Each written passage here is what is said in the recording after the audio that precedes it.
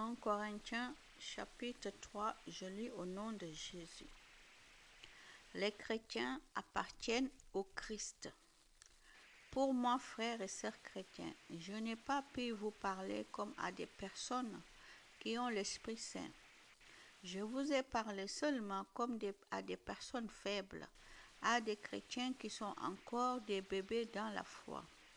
Je vous ai donné du lait à boire et non une nourriture solide, parce que vous ne pouviez pas la supporter.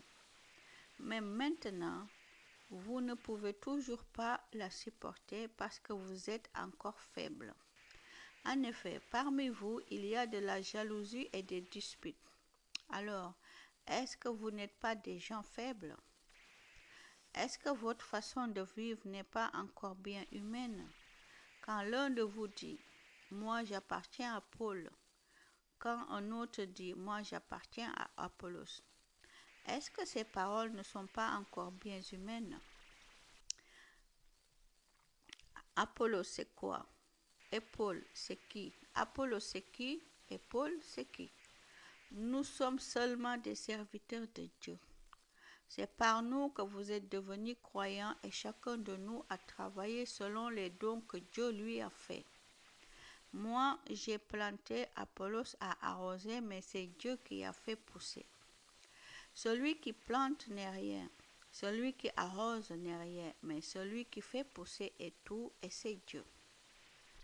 Entre celui qui plante et celui qui arrose, il n'y a pas de différence. Mais Dieu donne à chacun sa récompense selon son travail. Car nous travaillons ensemble au service de Dieu, et vous êtes le champ de Dieu. Vous êtes aussi la maison de Dieu. Selon le don que Dieu m'a fait, j'ai placé les fondations comme un bon constructeur. Un autre construit dessus. Mais chacun doit faire attention à la façon de construire dessus. Les fondations sont déjà là. C'est Jésus-Christ. Personne ne peut en placer d'autres. On peut construire sur ces fondations avec de l'or, de l'argent, des pierres précieuses, du bois, du foin ou de la paille. Peu importe, le travail de chacun sera visible et on le connaîtra le jour du jugement. Ce jour-là, il y aura un grand feu et ce feu montrera la qualité du travail de chacun. Si quelqu'un a construit une maison qui résiste au feu, celui-là recevra une récompense. Au contraire, si son travail est brûlé, il perdra tout. Lui, il sera sauvé, mais comme quelqu'un qui traverse le feu pour s'échapper.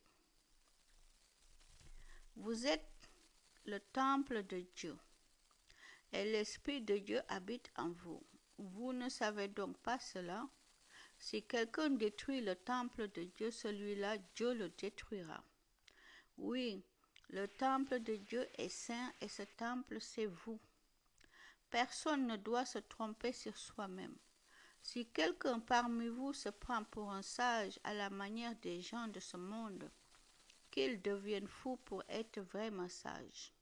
En effet, la sagesse des gens de ce monde est une folie pour Dieu.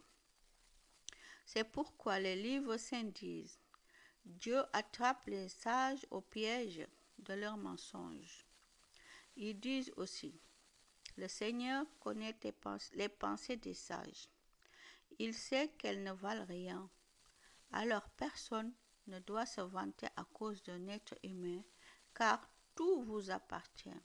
Paul, Apollos ou Pierre, le monde, la vie, la mort, le présent, l'avenir, tout vous appartient. Mais vous, vous appartenez au Christ et le Christ appartient à Dieu. Amen.